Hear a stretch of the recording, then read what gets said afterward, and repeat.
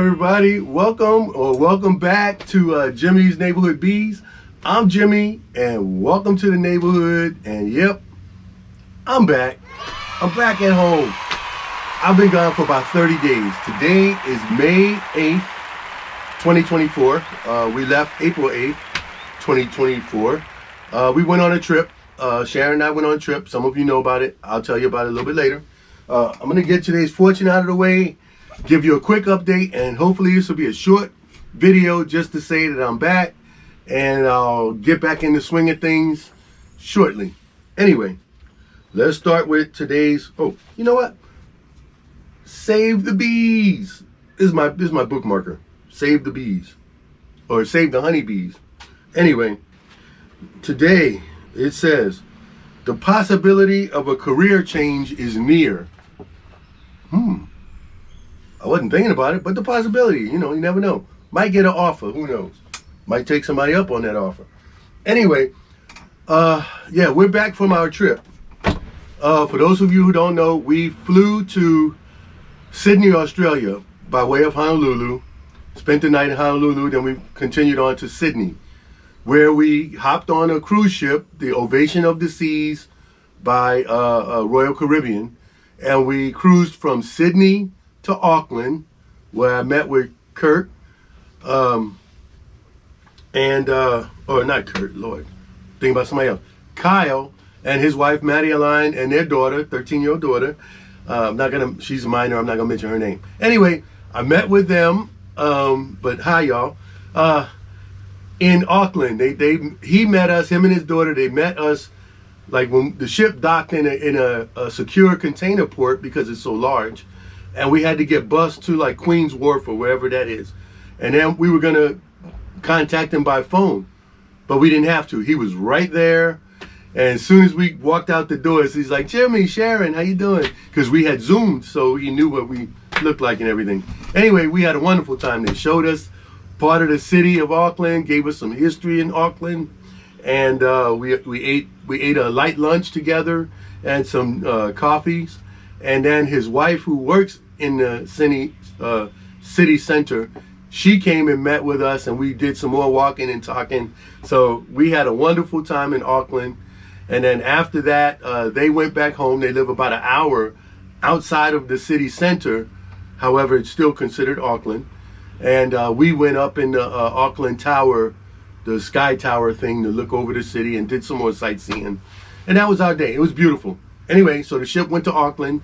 A few days after that, we went to Raiatea, Papeete, Tahiti, and Moorea, which are South Pacific French Polynesian islands, and which we've been there before, so we knew some people. So again, we met up with friends.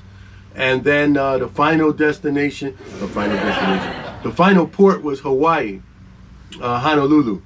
However, in between the French Polynesia and Honolulu is the equator, and that was the main reason for us taking this trip, so Sharon can cross the equator on a ship and change from a polywog to an honorable shellback. So they had a ceremony on the ship, small, not a U.S. Navy ceremony like I went through. And somebody says it's not a ceremony, it was a hazing. I'd love to know what they do now. I know what they did in the early 80s, and it wasn't pleasant. I don't know what they do now with all of the different changes, but I'd love to know. I'm gonna try to find me somebody who's done a Westpac recently or something and ask them. Anyway, but I gave Kyle, why do I keep calling him Kyle? Yeah, his name's Kyle. Anyway, I gave him a copy of this book.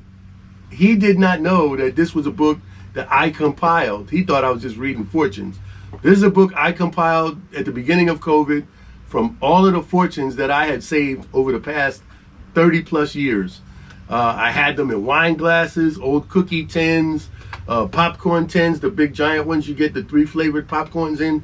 They were in there, and I just gathered them all together, took out the multiples, the doubles, and compiled them in this book like this, like I wanted it to look, and went to Amazon Printing, Amazon Direct, however you do it, Kindle Direct, and published it myself. So this is a book that I compiled, and he didn't know that I wrote it. So I gave him and his wife and family a copy of this book, and I also gave him a copy of this book, which was of my 5-month sailing trip throughout the Caribbean on that boat, which is a 48-foot Hilus sailboat, center cockpit. Anyway, Sharon, she didn't do the whole 5 months, but she flew down and spent some time on board. But both of these books, they're self-published. They're available on Amazon US. I don't know if anywhere else, but I don't really market them. I just did it for me and friends. But so I gave them both a copy, and I put about 6 or 8 copies of the books in the ship library, and every day I would put 2 of them. I mean, within a matter of hours, they were gone. So somebody's got them on the ship. Anyway, I'm going to do that. That's enough of that. You want to hear about bees. Let's talk about bees. Real quick, the yellow hive was the only hive we had when I left. It's still populated. I had put the extra super on because that's what I was told to do, leaving them that long. I have not looked in them or anything. I did, or opened the box, but I did look at the little peek window that they have on the hybrid, and I saw bees in there and everything, but I also saw beetles. So I might have a beetle problem that I'm going to find out about, not today, another day. Also, some people might be wondering, yeah, there's activity in the swarm trap, the one that's on the tree behind the boat.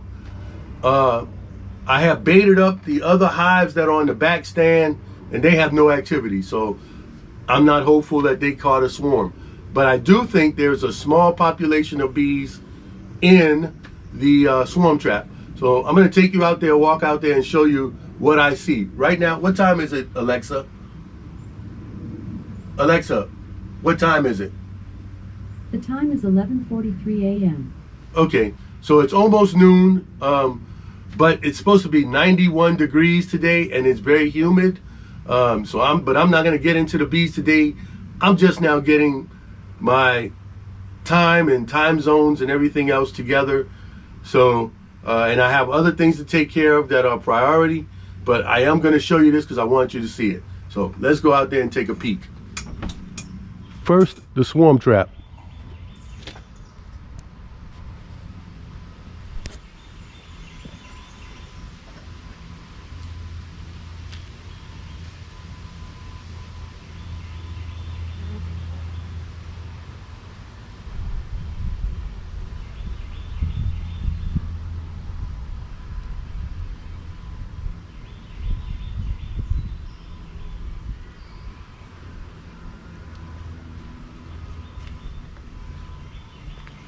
Okay. Oh.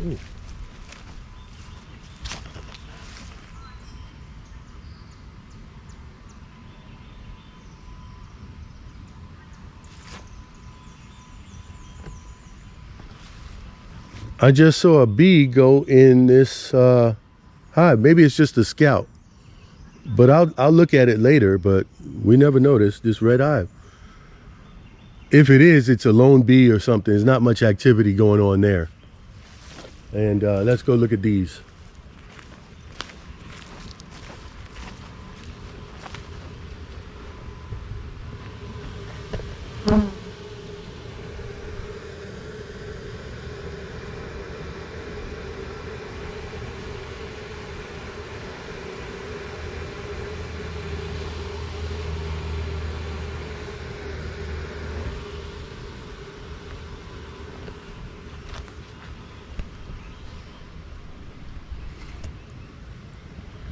So there's activity there as well. Now, another thing I'm noticing, my water fountain is putting out too much water. So I'll have to address that. Also, it may be just changing the head and put a mister head on it and zip tie it in place. But I'll worry about that later. But yeah, so we'll get back together and see how things work. And yeah, get everything situated. All right. Let's get back in the shed and close this up.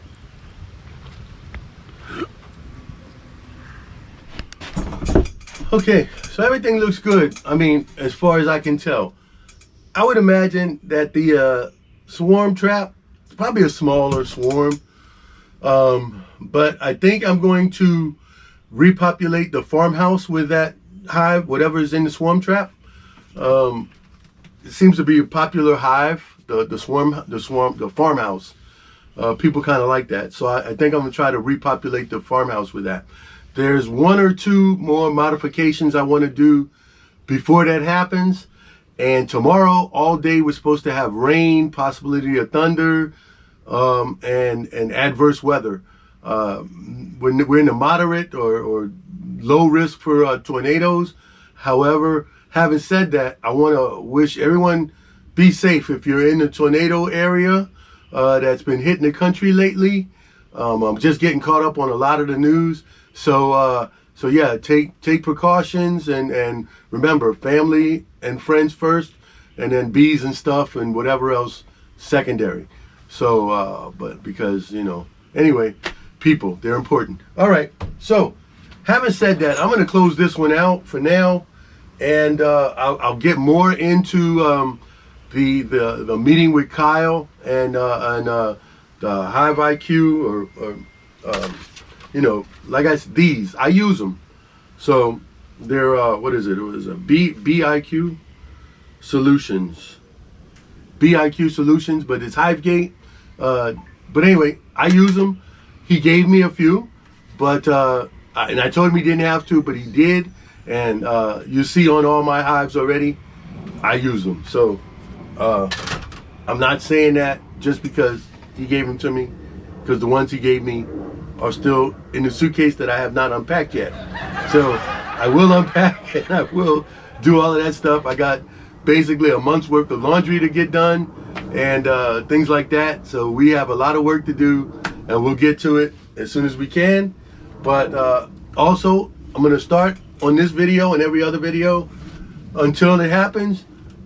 Our HoneyBee Festival here in Chesterfield County, Virginia, which is just south of Richmond. It's June 22nd, 2024. The hours have been expanded 2 hours from 10 to 4. So you have more time to enjoy. And then also the location. It's now at the Chesterfield Fairgrounds when it used to be held at Rockwood Park. We outgrew Rockwood Park. So now we're at the Chesterfield County Fairgrounds. Plenty of room, plenty of free parking. The festival is free to attend. You can walk around, you can see things, you can learn things about honeybees, other pollinators. I think the bumblebee festival is also gonna share our space and time. Instead of having two separate festivals that compete, we're combining them so that we can all benefit, which is what bees do anyway. They all work to benefit the hive or the colony. So we're all working to benefit each other. What else? So yeah, if we're still looking for volunteers. Having said that, I have not signed up to volunteer yet because I didn't know what my schedule would be, but I know I'm gonna be there. So come see me. Just come see me. Anyway, I'm gonna close this out, and thank y'all for watching. And yeah, come back again and see what I do with the rest of this stuff as I get back on track for the season. And as always, have fun with your bees.